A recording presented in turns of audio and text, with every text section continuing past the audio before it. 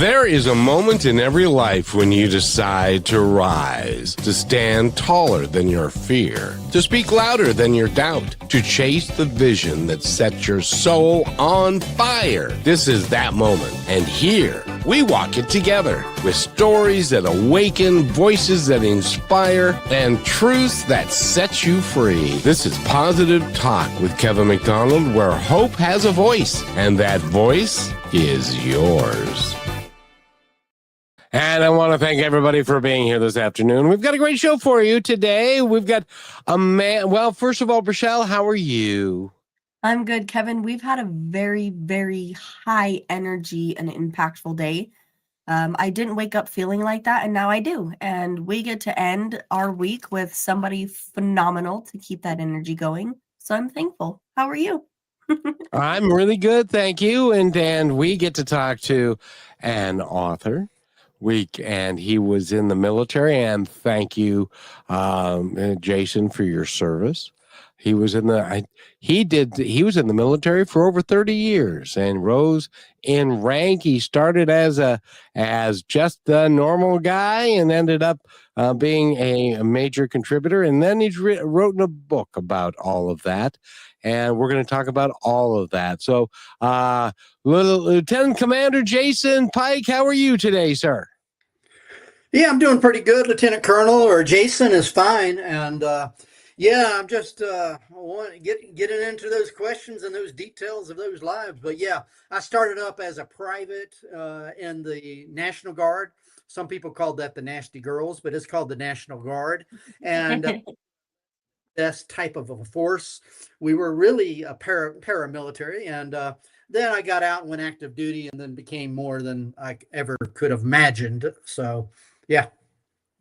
And you've written a book about it. What's the name of the book again? So, the book, the most popular book, I've got 3 books. The first one, A Soldier Against All Odds.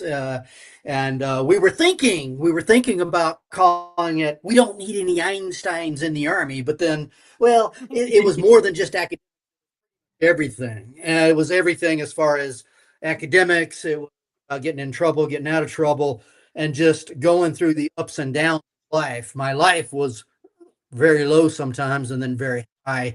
I just kept on marching. I can't believe you would ever get into trouble. Lots of trouble in that book. If you want to know about trouble. Yeah. It's called free will, Kevin. Oh, is that what that is? I think well, so. But in the military, I don't think you're allowed to have free will. You're supposed to toe the line, as it were. And I was one of those rascal characters that challenged the lines a lot. And that's what gave me some success, because I was able to think out of the box. We were talking, but that's also what got me in trouble sometimes, was the creativity. Yeah. Yep. So what, kind of trouble did you get yourself into? Oh, God. Oh, you talk about DUIs, you're talking about girls, you're talking about a lot of different things. Yeah. Well, I somehow can think that the DUI and the girls were related somehow. They were separate events. Everything was You're separate. wrong. All separate events. Yeah. So there was just so fiascos, I call them fiascos, that just occurred. And I just had to keep on march. I had to keep on walking and working with the military bureaucracy to get myself out of the poop holes that I went into that were my fault. And some of the times they were not my fault, but I just kept on going through it. Yeah. Right. Well, again, thank you so much for your service, Rochelle. Yeah, I'm thinking, but you learned, right? You decided I can react or I can respond. And sometimes you have to respond or react a few times to learn how to respond, as me and you both have in common. But it was those learning curves and being able to have that resilience is what took you further rather than to crawl in a ball and hide away, right? Yeah, the failures in life, they're hard, but you learn from them. And we don't, none of us want to fail, but if you fall down and you get up, you're stronger. The doctor said when you break a bone, it grows back stronger. And when you go through a situation, you should learn from it, and then you can probably come back even better. Yeah. Yeah, 100%. Well, and that's a process of that will, and I hate to break it to you, but it's a process that will follow you your whole life. In the journey that we do call life, is that we fall down, we get up, and then we get to fall down again. And I know that because I've fallen down a lot in the last couple of years. So it's something that is great for us to experience, don't you think? Oh, there's no doubt about it. I mean, failure and pain were introduced to me. The only thing, failure and pain were introduced in my life very early at the age of 8 years old. I had a bone disease, osteomyelitis, and it pretty much dissolved my left bone. But it grew back. And when it grew back, it's 8 years younger than my right knee. And what I'm saying is, and then I just had these academic and these physical frailties, but I kept going through. I just kept marching onward instead of just letting that stuff hold me back. But yeah, it just goes on. You get so many of them. Yeah. Jason, what do you think it is about you that gave you the resilience? Because a lot of people quit. I know a lot of people say, "Oh, Well, woe is me." yeah. I think it was, I haven't talked about it, and you made a point. It was being introduced very young to failure. I failed the first grade. Academics were not in my, they were not there. Okay. And it was verified. Counselors, the teachers, the first grade failure, it was academic testing scores, and the bones, and the sports was out of the question. So what the hell do you do? A lot of people say, well, if you were so screwed up, how did you join the military? That was a good question. At the age of 17, I was in my 11th grade year because I failed the first grade, and I lied to them. I was joining the National Guard sometime. It was not, it was a redneck force. Okay. And there was a good old boy. I think I slid my way into, once you're in, or reserve force. And I don't think I passed any academic testing but I think they just slimed me in. I lied to the military about my health. I said, I'm cool, no problem. I checked all the box. So, but once you're in, you're kind of in. Yeah. Well, and I don't want anybody to know that you lied to the military at one point. That probably wouldn't have been a good idea, huh? Kevin, he said he was a rebel. Did you not believe him? Yeah, that's. See, I'm one of those guys that follows the rules, and you're one of those guys who would get me to break the rules because you wanted to have company. Probably so. Yeah, a character. There's no doubt about it. I didn't like, when I was a character, I didn't like the way I was acting, but I was being me, and that's all I can be is me. And I kind of wished I could fall in line like the other people, but my bones, myself, just kept taking me other places. Oh yeah. Now, how is that disease still with you, or did that go away and all that stuff? All those antibiotics they had in the 70s, they had it go away. But my left knee is bigger than my right knee. And when the doctor looks at the x-rays, they're like, how in the hell did this, they don't understand how it grew back. There was, it grew back bigger, and it is bigger than the right knee, but it's all kind of I don't know. The doctor looks at it in an x-ray and says, how does this even work? So, but I do work. I walk like a monkey, but hey, that's just the way it goes. So. Well, I walk like a monkey, and I haven't had that, so I don't know. It's just one of those things. So, Rochelle, go ahead. Yeah, I mean, I find myself walking monkey-like just by choice. So I think it's wherever your perspective is, but through this process that you've gone through and the way that we've talked about failure, I mean, it's, if you don't have that and you can't learn from that, you can't see the other side. And we're talking about perspective, right? The doctor doesn't understand, oh, this doesn't make sense, but it works. It works for you. This is your reality. And did your perspective continuously change over time, or was there a moment that kind of hit you and then it shifted, and you kind of just stayed with it? Because I mean, so many people that I've talked to, including myself, I can tell you, Jason, that my my perspective continues to change. I continue to fail, but I continue to learn, and it changes everything in front of me. Did you have the same experience, or was it more of just like a Yeah. one guided track mind? I'm like you. I continue to fail and I continue to learn from it, but I had a come to Jesus moment, 1983 in July. I know the exact time, and it was where I went into a criminal correctional facility because I was not able to adapt to the military life. And they sent me to a criminal correctional facility, and all it was hell on wheels at a different it was a different level of hell, put it that way. It was more than just the basic training and the screaming and yelling. It was a confinement facility. I didn't do anything criminal. It was a drug deal. It was just a drug deal with the sergeants to try to break you or to make you. It made me, other people.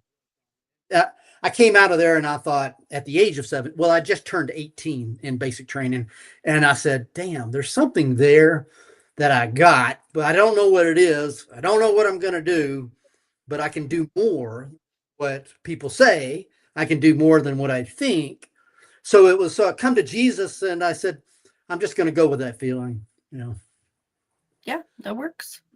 I gotta ask you, when you were an officer in the Army and you had a screw up, that not you screw up, but you had a cadet or a private or a corporal or a staff sergeant or something, and they screwed up. Did you give them grace and be nice to them because you remembered your screw up times? Always, always. I've even said it a number of times. I've always forgive people from the age of 17 to 25. And especially if they're under a private, or especially if they're a lower ranking person. They screw up. I was always very forgiving, the first and second time. But once they become a leader, like a sergeant or whatever, then I would, they knew better. And so I would come down just like the systems taught me to. But yeah, those privates, those younger folks, I would always say, "Hey, man, you do it again." I give them the very minimal punishment that is, offered for me as a commander, or none, or none at all. Yeah. So I'm willing to bet that because were you a commander or what was your official title? Colonel? Well, Lieutenant Colonel was, yeah, and we have different duty positions as you go through the ranks. Sometimes you're a commander, meaning a commander of troops. You're the actual leader. Sometimes you're a staff officer, and so I always did better as a commander because I was able to. But I got in trouble when I was in staff or in school or doing those things. But when I knew the game and I could play the game I had the full control. I allowed my creativity to, to complete the mission. But then I got in trouble when I was in staff and I had to, not have the autonomy. If I have my own autonomy, like a commander of troops, and you're actually the leader and they trust you, I shine good.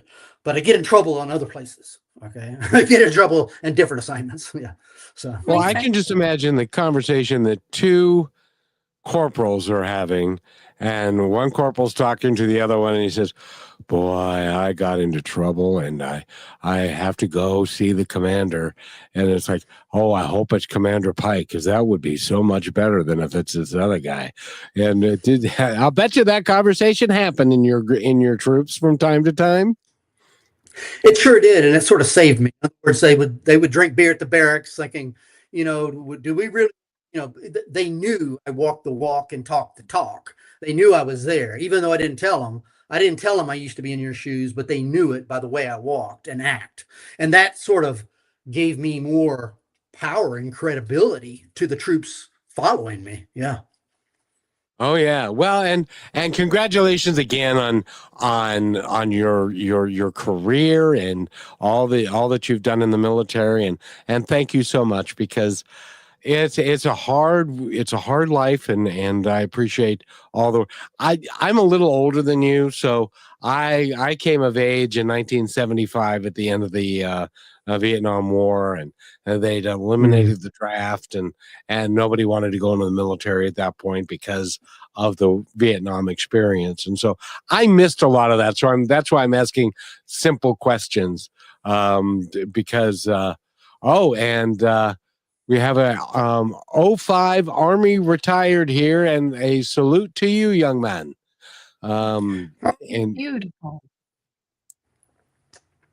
that is just awesome, and stuff. So I didn't have that full experience, and so I couldn't begin to tell you. Now my son's in the Air Force, like I said earlier, and he's a staff sergeant, I think. He won't tell me exactly what he is or what he does, but that's kind of the rules of rules of engagement, if you will. But so you did all that, and then you got out, and you said to yourself, "Okay, Jason, what am I going to do now?" And then you Yeah, decided. transition. Yeah, transitioning was tough. What are you going to do? You did it for 30 years or so. Now, what are you going to do? Yeah, that was a tough time. Tough time. What did you decide? When did you decide to become a writer, and how did that come about? I wanted to be a writer for a long time, but I just kept pushing the feeling down. Uh, when I failed first grade. It was English. I mean, I guarantee you, most of your viewers out there write better than I do. And I didn't, but I wanted to be a writer because my dad was a storyteller, and I just heard these stories from the South and all of this stuff, and I thought, man, I got to get something in writing. Everybody says but I don't know how to write. And I asked around for people to help me, and they don't know. I don't know. So finally said, well, I'm going to find a ghostwriter to help me because I definitely need help with these things. And I went through a very long process with that fourth book. Matter of fact, that with the first book, A Soldier Against All Odds, it really nearly killed me. I mean, the first book, A Soldier Against All Odds, I went into the hospital, bringing out so much emotions. I was sitting down, drinking Jack Daniels and going through all these things. Sitting down was the worst part because it formed blood clots. Blood clots went in my lungs and my everywhere. They said I was going to die at Stone Oak Methodist Hospital in San Antonio, Texas, February 2021. It was diagnosed to die, but the body, I don't know, it reacted to that heparin. I was in an ICU. It reacted to that heparin blood thinner, and I came back. And it was the book and I've got it in that testimony of the first book. I am the narrator and the author. So if you want to hear it in my voice, like you're hearing now, you can hear that first book and the third book on it. So, but going back to it just nearly floored me. It floored me. I came back. I came back against that, So, but that was a hell of an experience. Well, there is something about drinking Jack Daniels and trying to stand up. It may be better if you're sitting down and drinking Jack Daniels, and I'm sorry that you got the blood clots, but you know something, Jason, you you've gone through a lot, but you're destined for more. And so it wasn't your time to go, and you're destined to write books and to do so much more. Do you appreciate that now? Oh God, when I walked when I walked out of that damn hospital, I was like, Jesus, I was on the top of the world. I had just defied death. I mean, I don't know if you've just been like, I mean, they were, you could tell. I mean, the doctors told me, they've got rules. The doctors got rules. When a doctor comes into you and he's off duty and he says, I've been hearing all this chatter. I just want you to know you need to sign the DNR and don't get when they tell you things secretly. That's what he was doing. I don't know his name, but I was thankful that he was so honest with me and say, because most of them are under all these different rules of what they can say to the patient. And I knew I was in big crap. Okay. I knew it. But when a doctor says you really are, and you need to get your life in order for the end of life, I took that. I thought that was cool for him to do that. I really enjoyed the honesty, and actually, I did. We did the obituary. Where Fort Sam Houston, Texas, the cemetery. We had all the end of life, and I said, you know what, and it wasn't. It was during the COVID time. You could only have one person in the room, and so, but no, yeah, I expected to go, but Ha the ha. body. You, But you didn't make it. And that same doctor came in the next week and said, "Oh, I was just kidding. We need to take a break. We'll be right back." Love, war, and freedom collide in The Girl of Many Crowns. Judith of Francia's story will take you from the heart of royal courts to the chaos of Viking invasions. It's a tale of resilience and courage that proves history is not just written by kings, but by women who dared to choose their own path. The Girl of Many Crowns is available now on Amazon Books, Kindle, Amazon Audiobooks, Barnes & Noble, Kobo, and Book Baby Bookshop. Don't just read history, experience it. Order your copy today. And welcome back to Positive Talk with Kevin McDonald and Michelle. She's right there. And Jason Pike, the author, is here. He's a veteran of 30 some odd years. He survived a scare in 2001. How's your health today, by the way? I'm doing pretty good. I really am. Blood's doing good. The blood clots are gone. I take the Eliquis. Yeah, so I think I'm better than most 60-year-olds. Yeah. You look pretty tough. I wouldn't want to meet you in a bar that disagreed with you, and I'd buy you a Jack Daniels myself. Yeah, I don't know. It's just 31 years. It makes the intensity there, but but that's just the way I was formed. Well, Yeah, and I would love for you to be my dad. I'd be challenging everybody. My dad's gonna beat your if you know what I mean. Just in case I can't. Yeah. Yeah. But I had to write in my notes too. Go ahead, Jason. Sorry. I got a daughter, and she's good at picking people. Oh, I bet you taught her quite well. I have to thank my parents for the same thing. But also to learn to be gentle, right? And as we've been communicating, I have so many notes because I have questions for you. But you talked about adapting, and no matter where you're at or where you're going through or what you choose for your life, you were in the military. Some people could be in a horrible relationship. Some people could have a horrible job. And the way that we learn to adapt, do you remember some of the things that were like a key value to you to help you learn how to adapt without being angry about it? Most of the time, I would seek other people's advice and help and go by that. I'd always say, how did the other person adapt to this situation? How were they successful? I would go off other history. In other words, history of the people that were there, and I would go by that. Now, adapting to other cultures, I was 9 years of those 31 were outside of America, Germany, Afghanistan, Salvador. So I found my adaptation was really wickedly well when I'm in a foreign environment and I'm in a foreign area. I don't know what it. I don't. There was just something there that I could just blend in with the people, eat the food, and so Korea as well. It was that was some part of an adapting that was very unique with me that I never knew until I went over there. The first times. Yeah, of course. And first of all, the vet says again, as a fellow bald vet, must be something in the canteen water. Does he have validation there? He also says, those filthy grunts taught me the beauty of resilience. We lived in a world stripped down to the essentials: food, water, ammo, and each other. And that's the whole reason me and Kevin do this.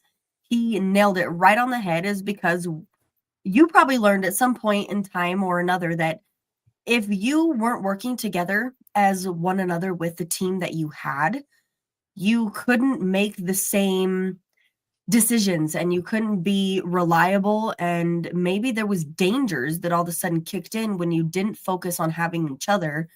What was that like for you? Were you adaptable to being there with everybody and making us all as one, or was there push and pull that you sought in other people that were like, hey, I'm different than you, and um, trying to make Yeah. that So win?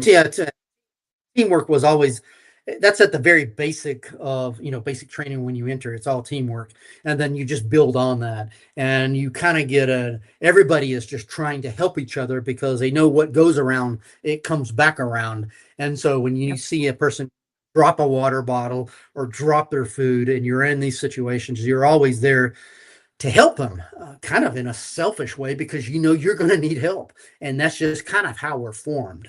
We're formed that way because we know that we're going to need help one day. And so that's just the training at the very basic level that we do those things.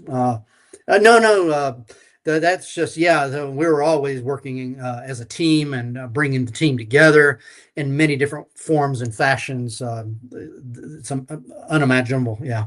Yeah. Yeah. And Jason, I want to ask you, did you ever see the movie that Mel Gibson did called We Were Soldiers? Mhm. Yes, I saw that. And I don't know whether it's true to life or not, but there was a point in the movie, and I use it today. I use it in my own special way by saying, "Be kind to one another because each other's all we've got." And he says in his speech when he's talking to the troops before they go to or before they're deployed in Vietnam. And by the way, I want to thank the vet for his service as well. But and he says we've got soldiers from all walks of life, all colors, all different people. And and then he said, when we're deployed and this starts, each None of that. other's all we're gonna have. And Yeah. that was No. And we all bleed red. When that blood comes out, it's the color red from everybody.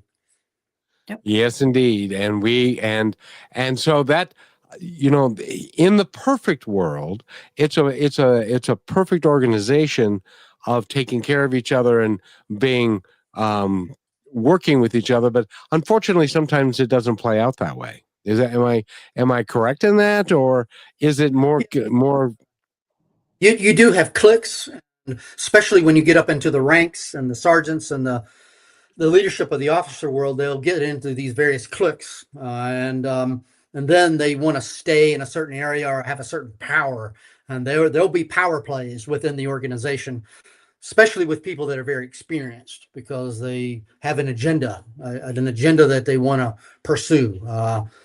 Whether it be staying in a certain area where having all these friends or doing what they want to do, those things do occur just like it would be in civilian life. Yeah. But when the rubber hits the road and you guys are deployed and you're in a dangerous situation, did you find that the unit came together? Yes, I did. I found the unit came together, and there was characters. There's no doubt there was characters, and we would try to screen them before that we go to a deployment. But if that doesn't work, we sort of isolate them. We try to keep them from doing the minimum amount of damage to everybody. And but those characters do exist. I had one that was in Afghanistan, and I just put him out on a assignment with another sergeant to have him so he wouldn't bother the other troops or get himself killed or get us killed. Yeah. And so, how many times were you deployed, if you don't mind my asking? For just the combat zone was just once, but to hazardous duty it was twice. Hazardous duty was in El Salvador, and the combat, we define these terms in the military kind of crazy, but the only combat was Afghanistan. Yeah. Oh, and it's amazing. And again, thank you for your service, and we really appreciate it. When we come back from this break, we have to take our halftime break. I want to focus on your writing, and because you've got your fourth book is in limbo with the editors and in the process of getting that done, and I think it's just remarkable what you're doing now, and I got to ask you if you're proud of what you're doing now and enjoying the work that you're doing more than you did before, or is it all just a continuation of Jason Pike's life? And we'll be right back right after this. And stay with us, everybody. It's just 1:10 or even less. You're listening to Brushwood Media Network, the best in syndicated talk, news, and entertainment shows. Are you looking for your daily dose of inspiration? Stay connected to all your favorite shows, music, and news with the Brushwood Media Network app. From Positive Talk Radio to Greatest Vibes Unplugged and so many more uplifting voices around the world, everything you need is right in one place. It's easy to use, too. Always available and designed to keep you inspired 24 hours a day. Go to brushwoodmedianetwork.com and download the app, and you will always have Brushwood Media available on your smartphone. Download it now and make inspiration and music and conversation part of your everyday. And welcome back to Positive Talk. My name is Kevin McDonald. Rochelle is right there. And Jason Pike is right there. He's a retired military officer. And he started out in life. When you failed the first grade, did that feel like that set yourself up or your life up, and then you got sick and you had a bone disease and all of that? Did you think that from that point on that you were going to have difficulty having success in life? Because I got to tell you, your life has been very successful. I knew, and all the family members knew, that if I just got a manual job at McDonald's or Burger King, that would be pretty much what I was looking for. Manual labor. It was pretty much common knowledge for anecdotes, from the testing, from just behavior. It was known that was going to happen. And I expected that. But see, when you're a kid, you just say, well, this is the way it is, and this is the way I am. I don't like it, but you just don't know any better because you're a kid, and you expect that you're just gonna maybe just, go through life very, very difficulty or at the very low end. And that's what I was expecting, and everybody else was expecting. Rochelle, you have a question. Yes. I want to move on and talk about your writing, but I want to get this out because I'd like to know if you ever dealt with somebody who was like a mirrored version of you and what that was like. Forrest Gump. I don't know if you've seen the movie Forrest Gump. Yes. A dozen times, maybe. You know that Forrest had a knee problem, or he had a problem with his legs, and he had an intellectual problem, right? Mm-hmm. He did better than he was from Alabama. I'm from South Carolina, a little different. But a lot of people would say you're like a Forrest Gump. And so that's one of the characters that a lot of people identify with, that I identify with as me. He became a success in life. He became a shrimp boat captain, but hey. And he had Lieutenant Dan. Yeah. And so he actually did pretty good in the Army. Only there in Vietnam for, according to the story, of just maybe a year or two. But so I identify with Forrest Gump. Yeah, when he was in basic training and the officer said, "Why did you say that, Forrest Gump?" He said, "Because you told me to, Sergeant." That's the best answer of anybody I've ever heard. You're going to be a damn general in this Army. No, yeah, and perfect. I sent my book to my drill sergeant. And he went, and he says, "You can call me." He did it on the. He wrote me a letter, and I'm too scared of him. I'm still scared of him to this day. And Jason, I got to ask you. The vet said, "Jason, what was your MOS?" I have no idea what that means.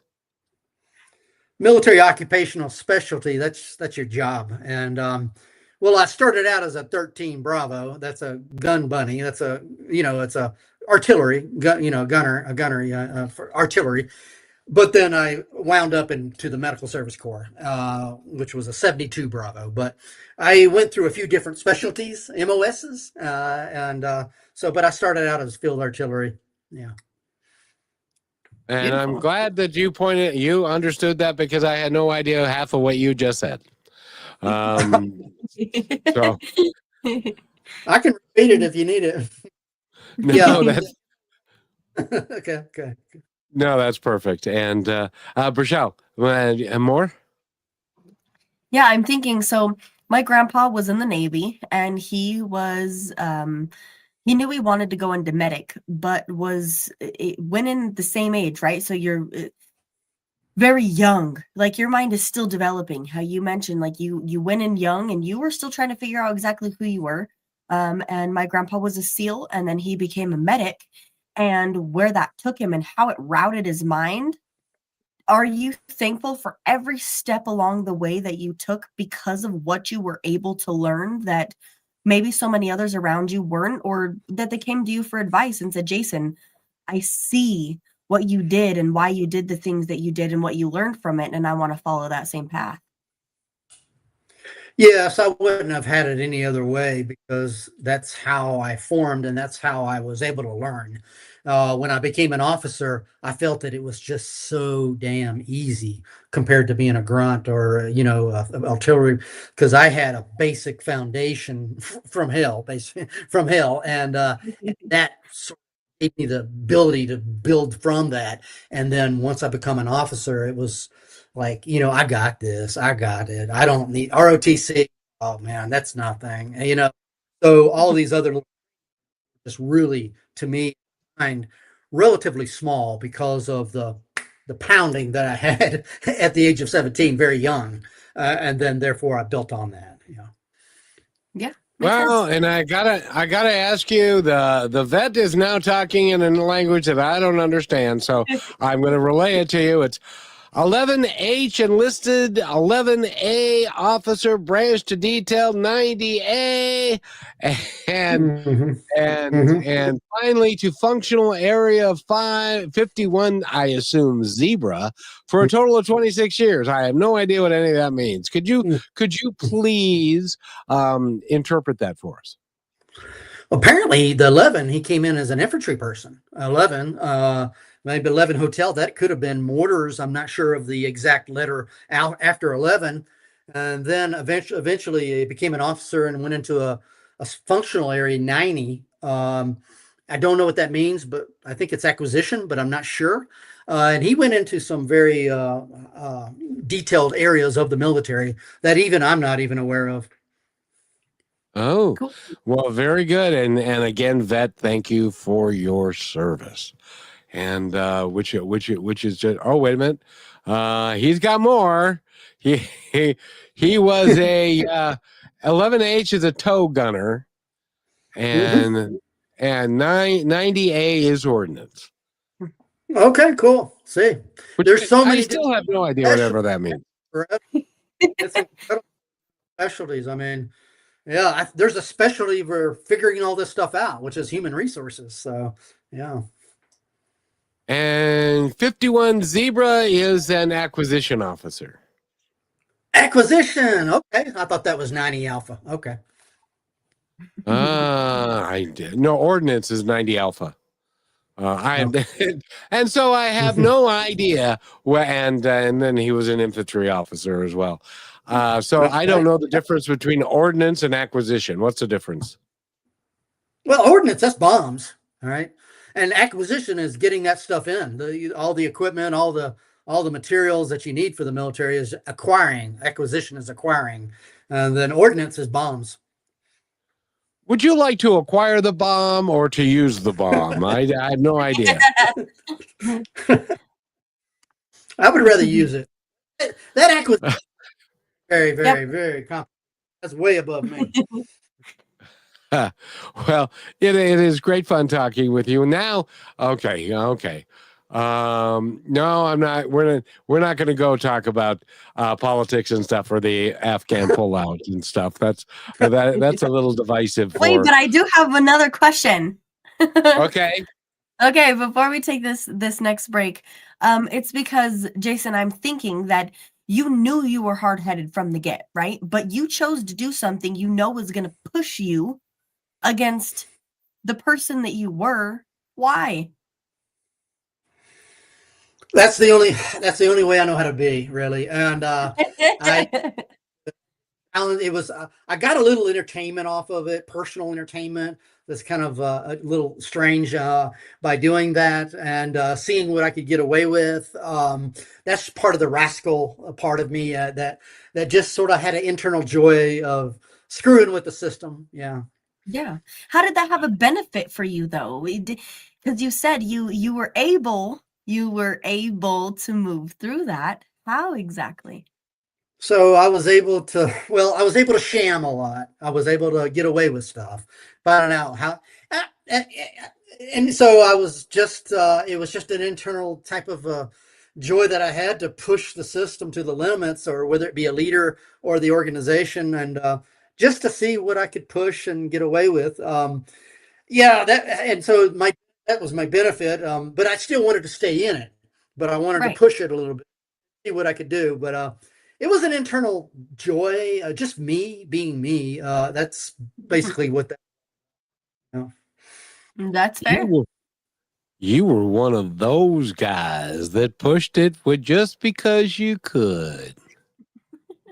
just because I could, I hate to say I, I relate to that.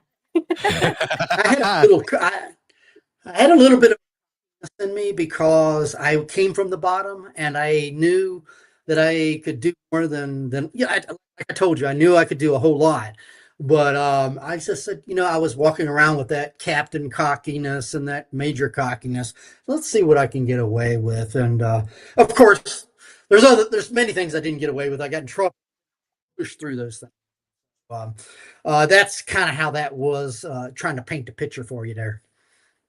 Beautiful. Wow, very good. And the name of your first book again is A soldier against all odds. A soldier against all odds. It's the blue book. I'm the narrator. I'm the author, and so it's a it's a life of the military, ups and downs of life, wicked fiascos and things that your viewers could be inspired by. It was a book in survival and just pushing through the limits that you don't know exist.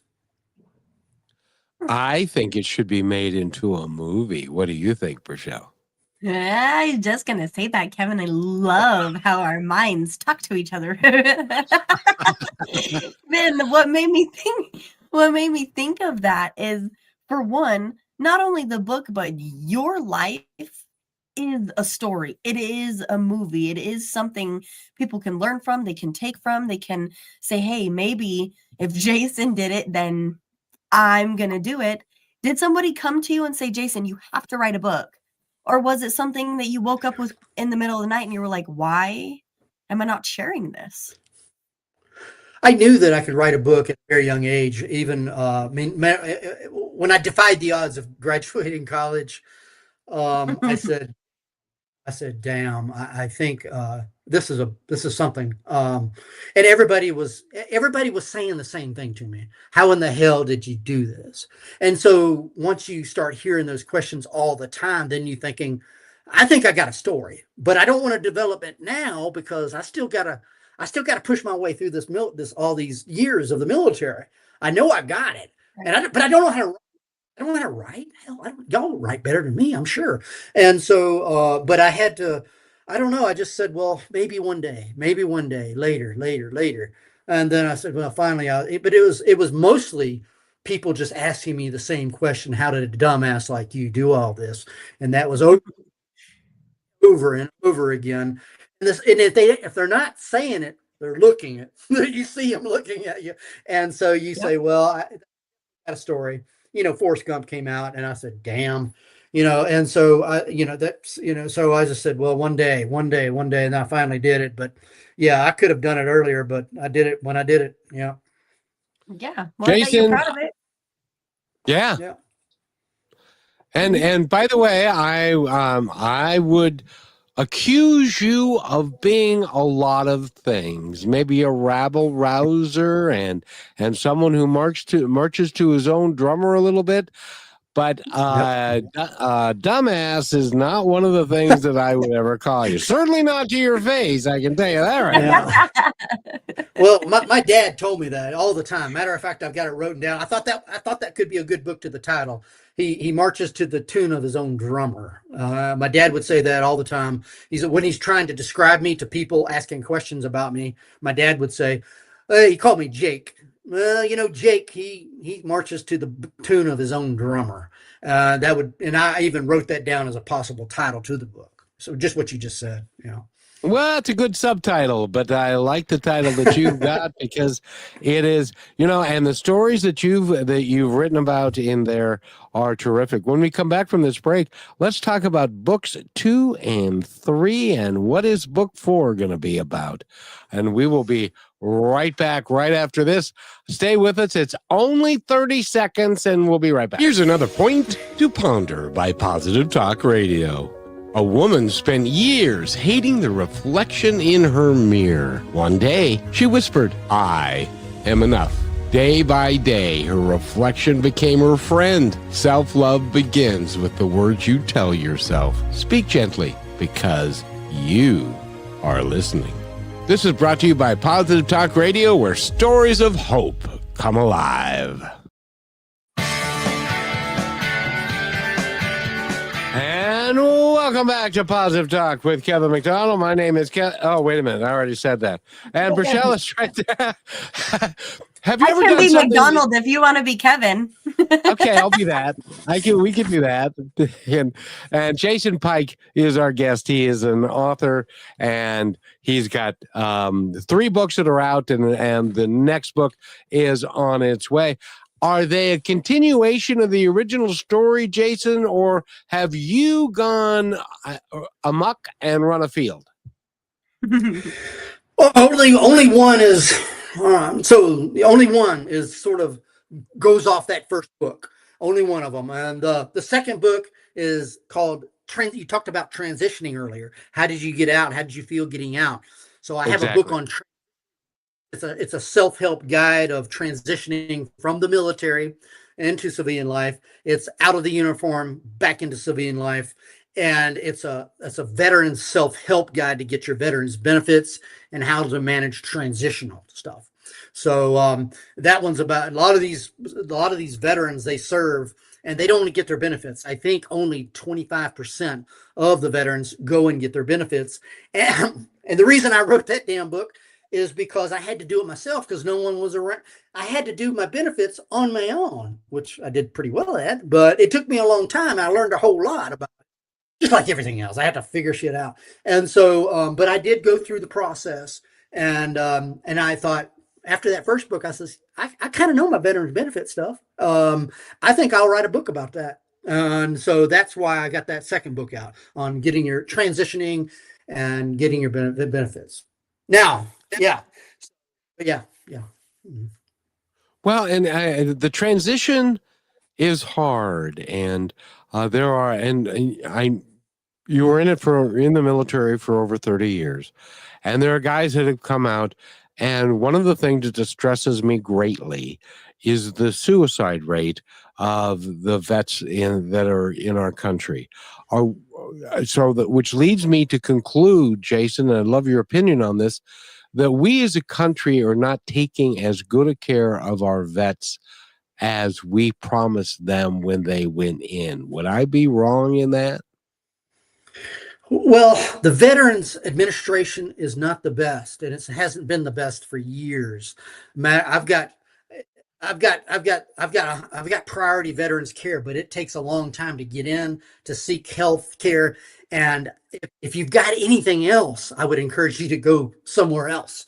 But when you're in the game, you've got to play your benefits. You got to go and you got to deal with this organization called the Veterans Administration.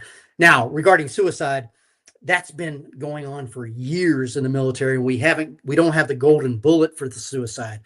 I believe these folks that get out of the military, they don't have a purpose in life. They haven't found their purpose when they transition. I used to drive a M1 Abrams tank, and now I'm working at Walmart, and I can't even, so they're going through, like, they had all this stuff they did. Maybe they were in a foreign country, or maybe they did all this other stuff, and now they're just having a common job. They've changed and everybody else changed, and they hadn't found their purpose possibly, and they're not adapting well to civilian life.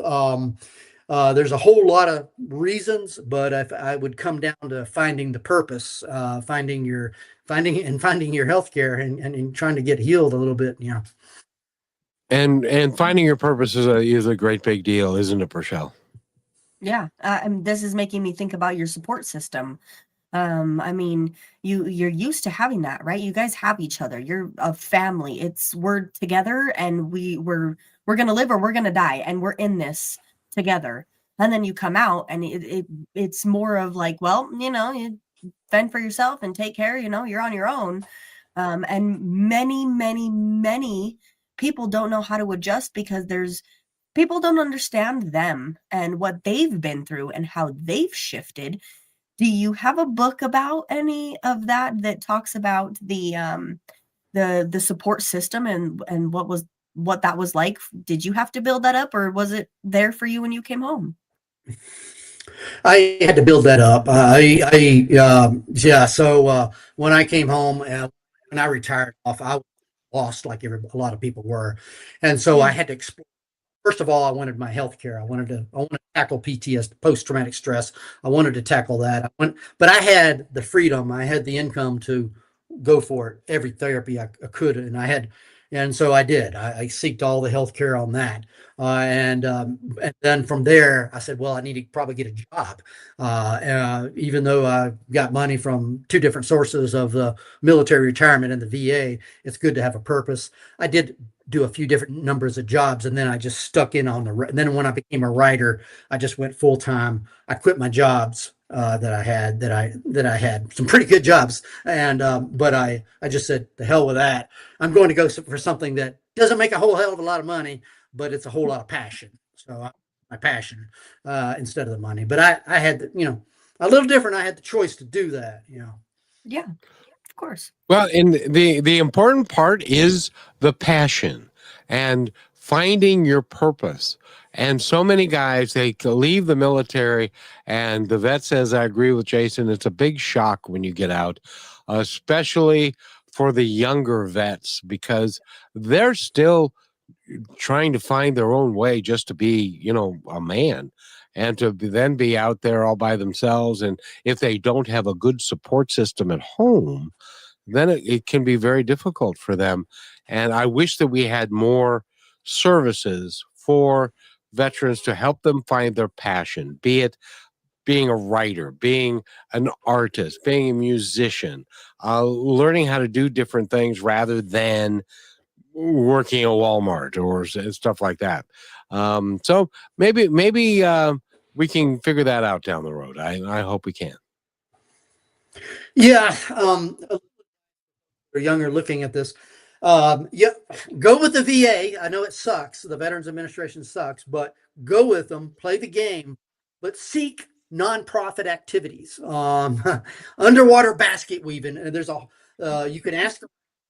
I've got some links on it, but there's a whole lot of things that you can do for healthcare and finding your purpose that are not related to the VA. They're nonprofit activities, and Wounded Warrior Association, Disabled American Veterans, but there's other things out there. And just explore those different organizations for finding your purpose, finding your healthcare. Stay in the VA because it pays, but go outside a little bit, go outside the boundaries, and seek alternative methods that might help you. Underwater basket weaving, is that a thing? I had no idea. I've never heard of that. There's somebody out there. I can only picture it. Michelle, go ahead.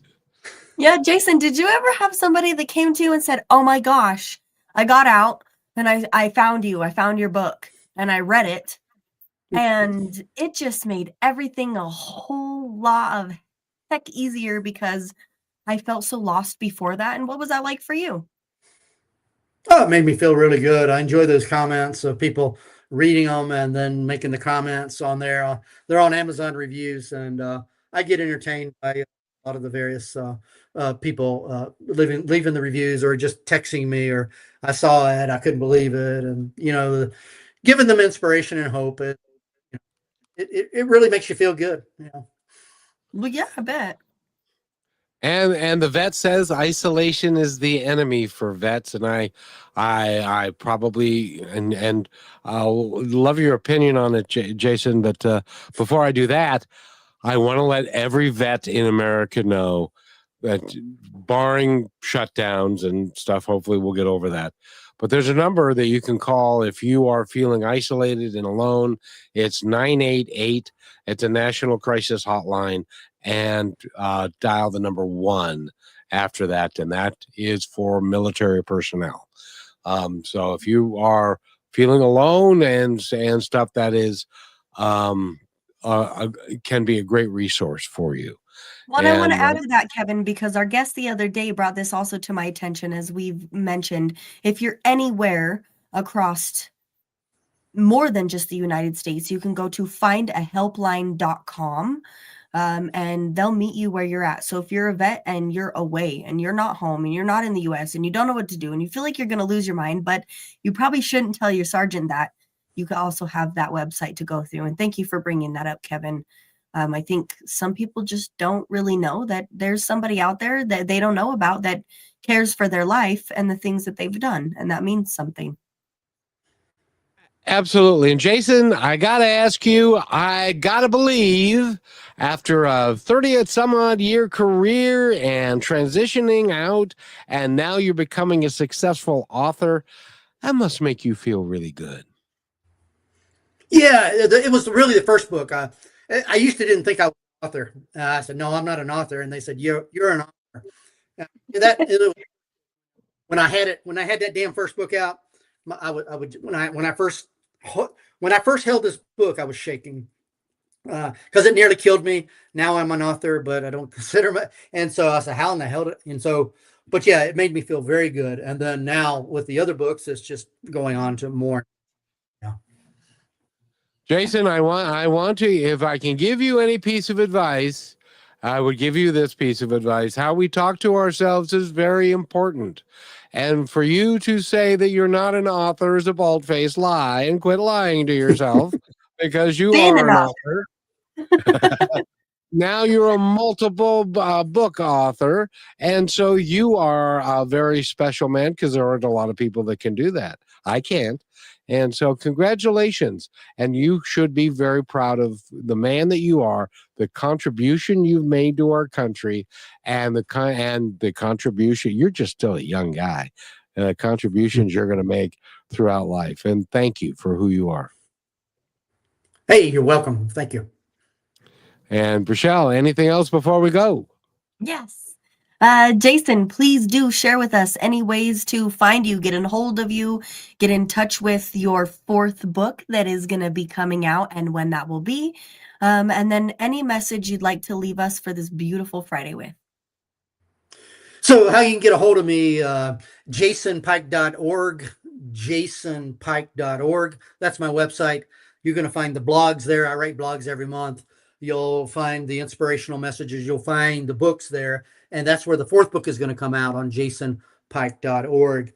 And for young people out there that don't know, or if you don't have any hope or you're down in life, is that there's only 3 things, even if you're dummy, there's 3 things you can do.